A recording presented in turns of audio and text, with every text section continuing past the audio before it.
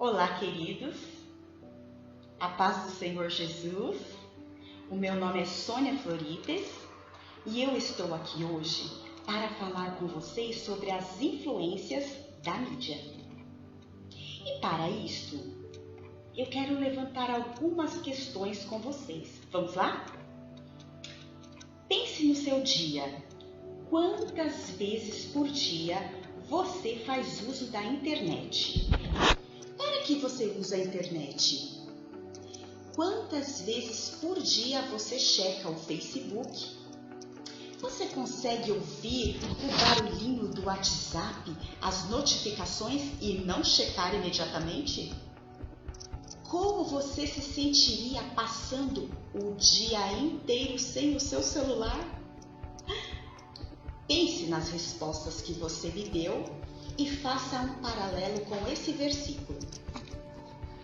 Lucas, capítulo 10, versículo 27.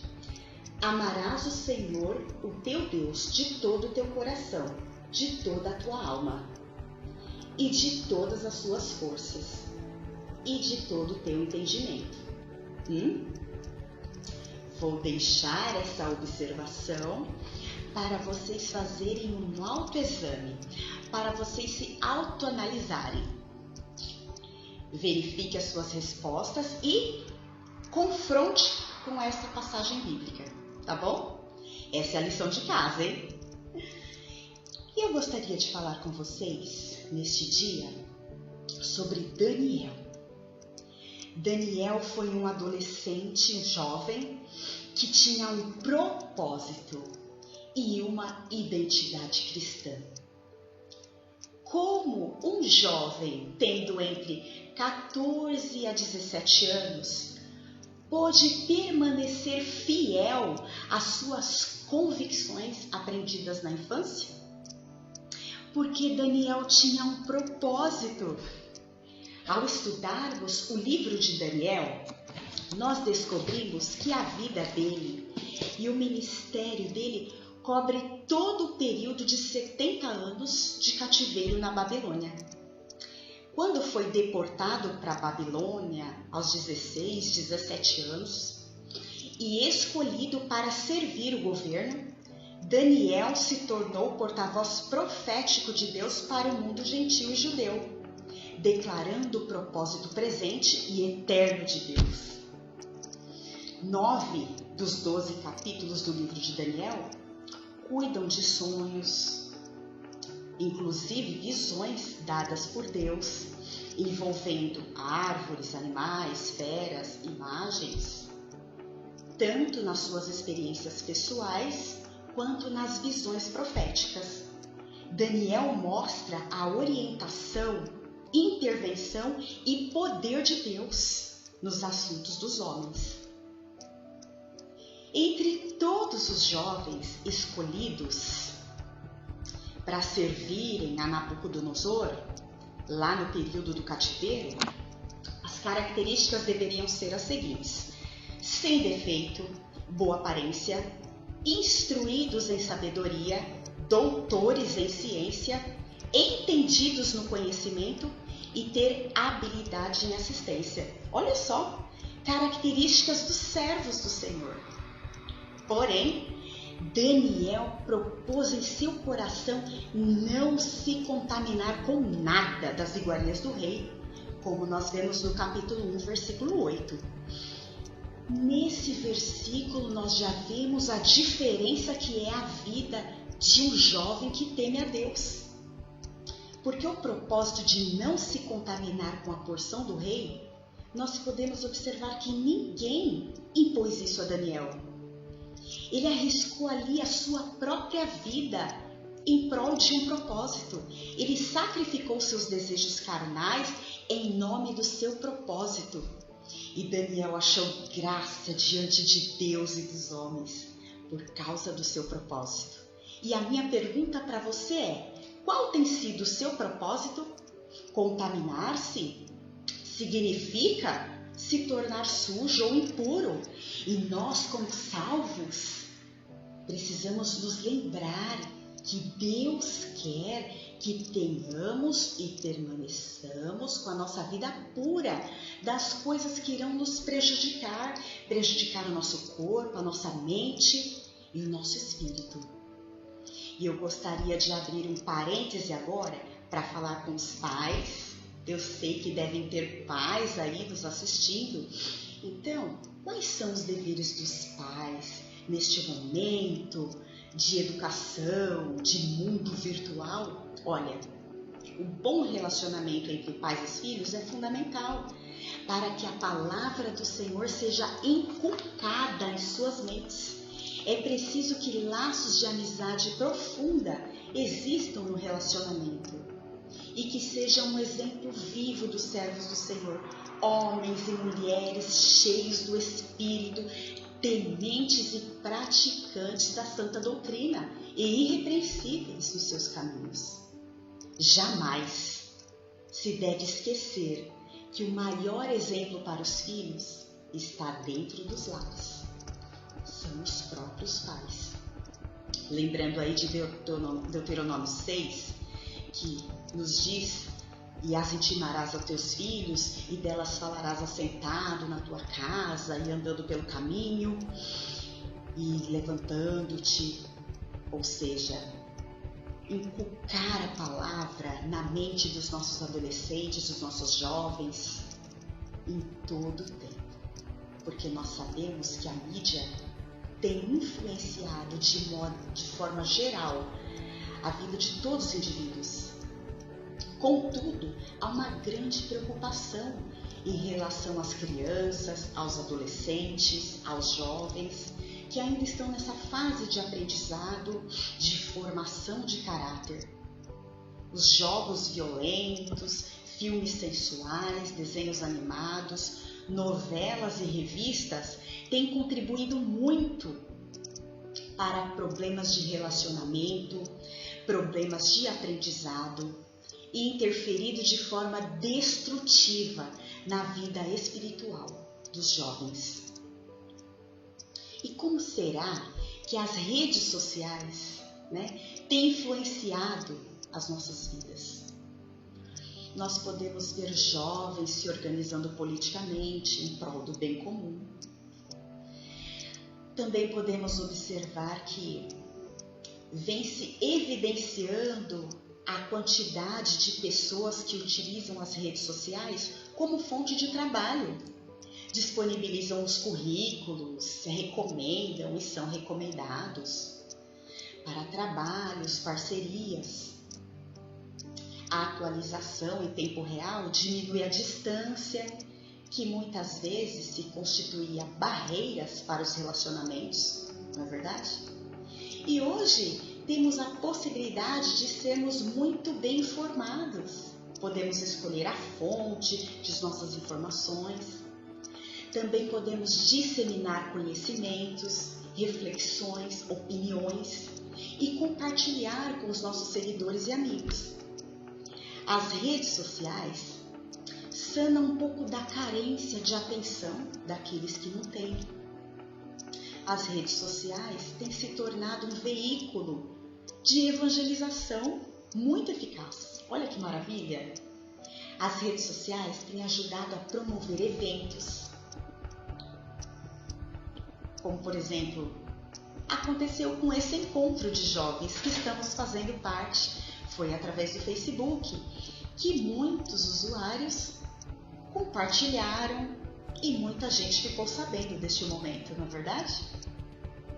Contudo, com tanta coisa boa que as mídias e as redes sociais podem nos trazer, nós devemos ter bastante cuidado, porque nós temos muita liberdade para usar as redes sociais, as mídias. Temos bastante liberdade e também por isso podemos perder a nossa identidade cristã através delas. Lá em Coríntios 6:12, 1 Coríntios 6:12, diz assim: todas as coisas me são lícitas, mas nem todas as coisas convêm. Todas as coisas me são lícitas, mas eu não me deixarei dominar por nenhuma delas. Então, tem alguns perigos por trás disso tudo. As redes sociais têm contribuído muito para o crescimento do ciclo de amizade dos jovens. Cada vez mais cresce o número de amigos virtuais, com os quais, em contrapartida, isso pode se tornar um sério problema. Muitos jovens se sentem mais confortáveis com as amizades virtuais, deixando de lado o contato pessoal, sem contar a superexposição na rede, influência na moda, no consumo principalmente e no comportamento. Tais influências podem ser muito boas, como também muito más. Por esse motivo, nós devemos utilizar as redes sociais e a internet principalmente de maneira inteligente, da melhor forma possível. E nós que somos cristãos, nós sabemos fazer a coisa direitinho. Olha só, nós podemos evangelizar pela internet. A melhor maneira, então, é não considerar a internet como um instrumento de avaliação, mas sim um ambiente no qual se vive a própria fé. É importante que o cristão seja ele mesmo na rede, ter o seu testemunho. Não basta postar conteúdo religioso, versículo. É preciso que a pessoa testemunhe suas escolhas, sua maneira de ser, seu gosto. Como um cristão, é a vida que dá testemunho do Evangelho. Não adianta colocar um versículo junto com uma foto, um selfie de biquíni. Não é verdade? Não combina com a palavra, não tem nada a ver. Então você tem que ser o Evangelho. Você tem que ser a luz do mundo e o sal da terra. Não é novidade para ninguém que o cristão deve viver a luz da Bíblia e mostrar isso ao mundo. E Mateus diz que vós sois a luz do mundo. Não se pode esconder uma cidade edificada sobre o monte. Nós temos que causar algum tipo de influência sobre os outros. A verdade é que se a igreja ou o crente não influencia, ele se tornará influenciado. Não é verdade? Isso é fato.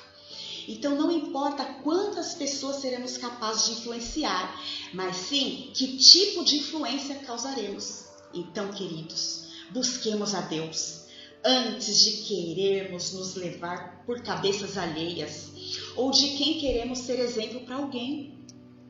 Que sejamos adoradores, que influenciam, que adoram e que levam pessoas à adoração a Deus. Eu gostaria de falar com vocês um pouquinho mais sobre como as mídias, como essa influência midiática age em nossas vidas. E para isso, nós vamos falar um pouquinho sobre a neurociência, tá? Eu vou falar com vocês sobre como funciona isso tudo em nosso cérebro. Então, um exemplo, os jogos eletrônicos.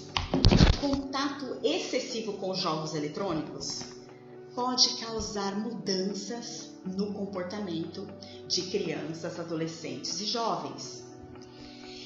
Existe em nosso cérebro um neurotransmissor chamado dopamina e ela está diretamente ligada às dependências, principalmente em jogos, inclusive os eletrônicos.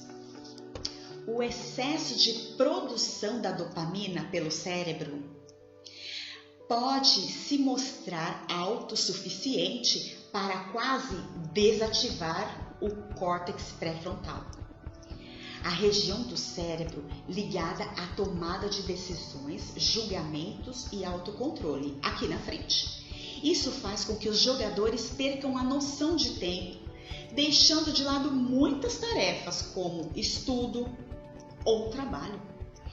A dopamina é um estimulante, dá sensação de recompensa. Isso faz com que o cérebro produza muito mais dopamina enquanto a pessoa joga, levando a uma produção menor em outras situações, causando então um desequilíbrio que não é saudável. Um outro exemplo, filmes de terror. Filmes de terror fazem com que o cérebro reviva experiências ruins.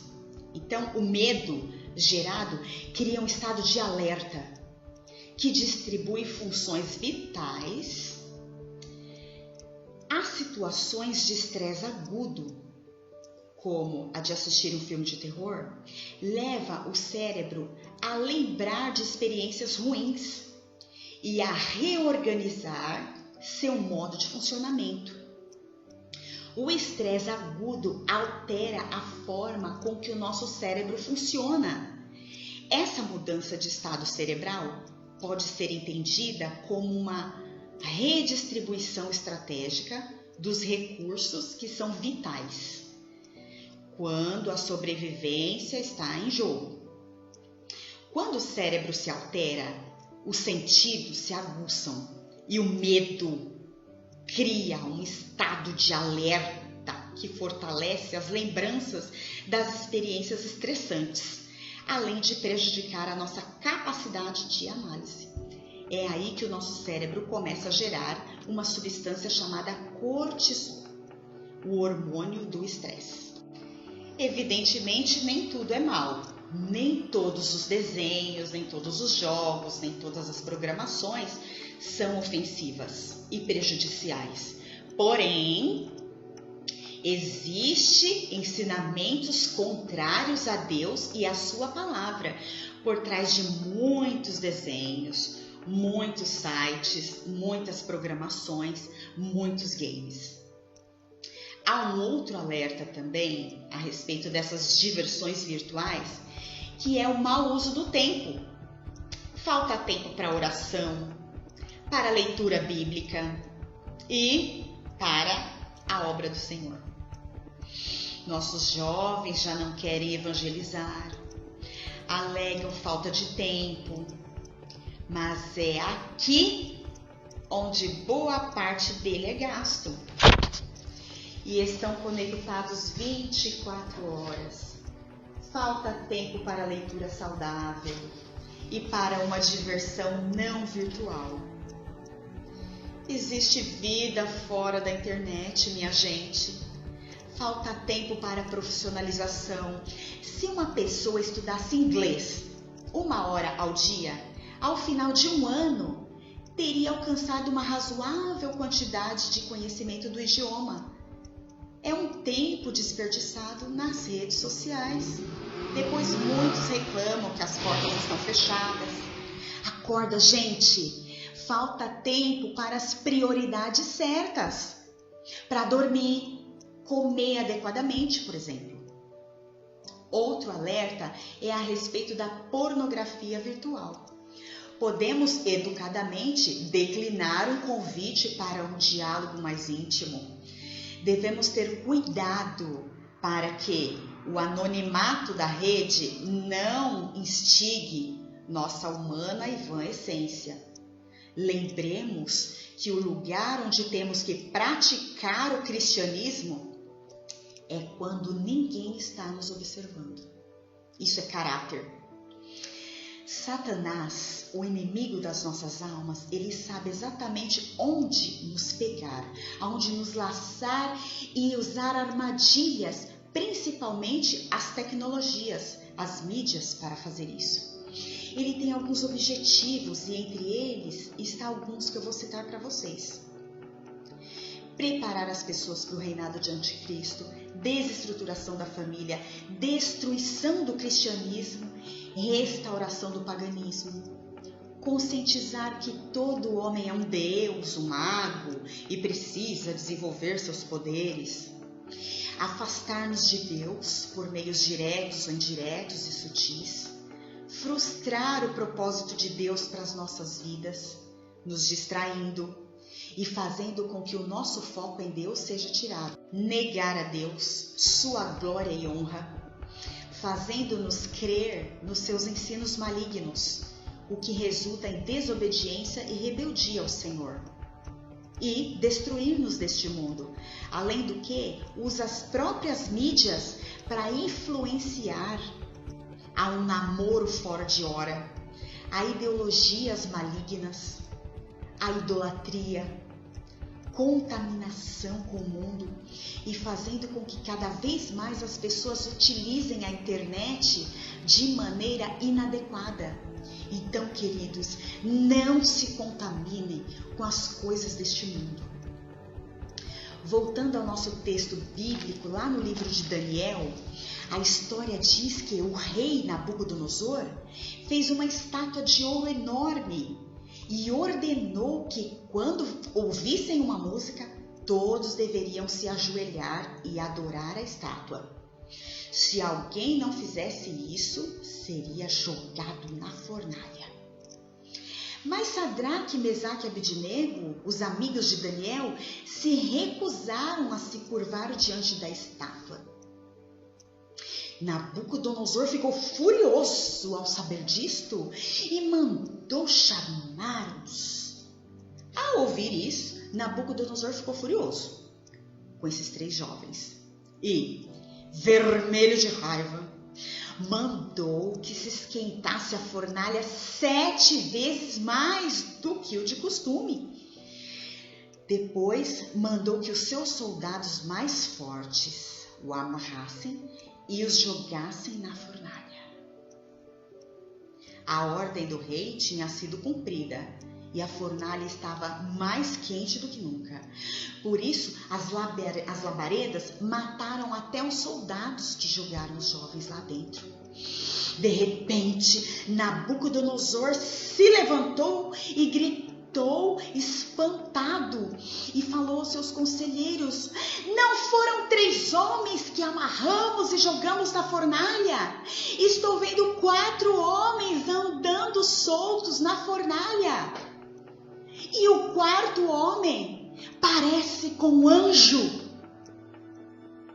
Aí o rei chegou perto da porta da fornalha e gritou: Sadraque, Mesaque e Abednego, servo do Deus Altíssimo, saiam daí e venham cá.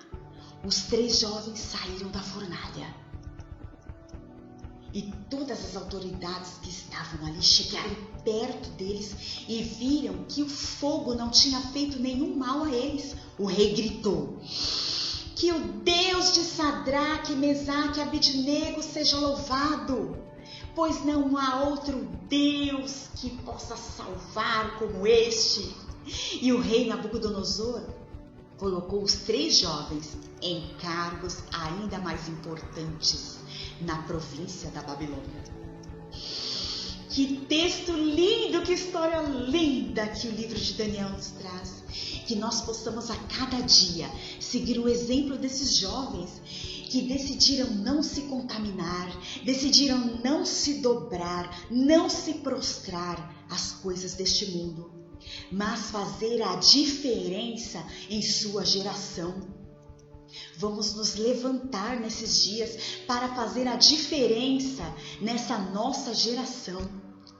Que você tem feito com as ferramentas que Deus tem colocado a seu alcance?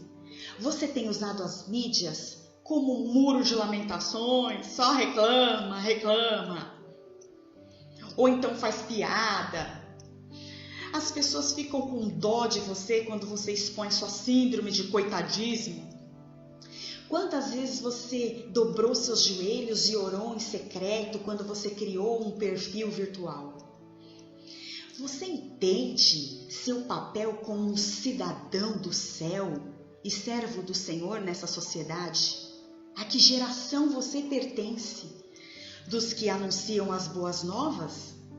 Ou do clube da apostasia? Jesus curtiria seus posts? Ou compartilharia suas frases copiadas de Chico Xavier? Que tem gente que faz isso. Quantas pessoas já te perguntaram pelo Face ou pelo WhatsApp: quando tem culto na sua igreja? Se você tem vivido desta maneira, saiba que para que a salvação chegue aos seus amigos, seus colegas, hoje, no tempo em que vivemos, depende de um bom clique. Depende de como você está fazendo. Lá no livro de 1 João 2, do 14 ao 15, diz assim, ó: Eu vos escrevi, pais, porque já conhecestes aquele que é desde o princípio. Eu vos escrevi, jovens, porque sois fortes, e a palavra de Deus está em vós, e já vencestes o maligno. Não ameis o mundo, nem o que no mundo há. Se alguém ama o mundo, o amor do Pai não está nele. E para encerrar, queridos, eu vou deixar o meu recado para vocês. Os amigos de Daniel eram plenamente compromissados com Deus e demonstraram isso em todos os aspectos de suas vidas e nos ambientes em que frequentavam. Por isso, o Senhor lhes concedeu muitas vitórias.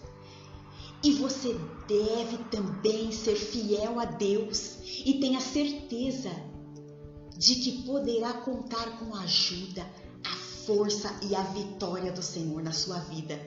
Lembre-se de Mateus 6,33.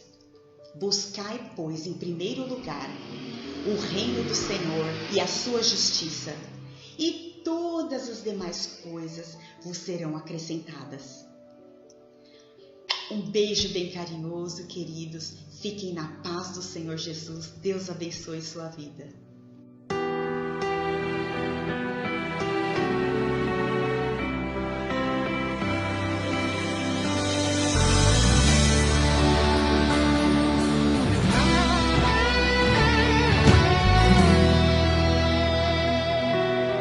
Não vou negar quem sou, não há máscara em mim. Desde quando te entreguei meu coração, não vale a pena te negar em troca de viver. Se morrer por ti, pra mim significa viver.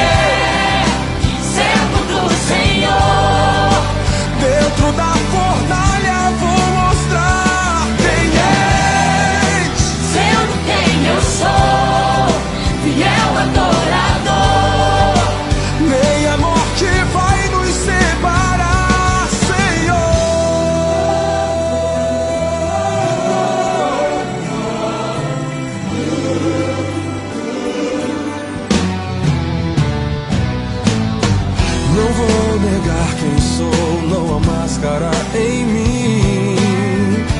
Desde quando te entreguei meu coração, não vale a pena te negar em troca de viver. Se morrer por ti, pra mim significa viver. Nada vai interromper minha adoração. Babilônia não habita no meu coração. Nenhum morto vai fazer a aliança que eu tenho com o Senhor. Se romper, Minha identidade é servo do Senhor. Dentro da fornalha vou mostrar quem és, sendo quem eu sou, fiel adorador. Minha morte vai nos separar, Senhor. Sadraque, Mesaque e Abednego, jovens demais pra morrerem cedo, ligaram o pedido de um rei. O decreto era que adorasse a imagem que ele fez. Quem não adorasse seria lançado dentro da fornalha ardente de fogo. E foi dessa forma que aconteceu.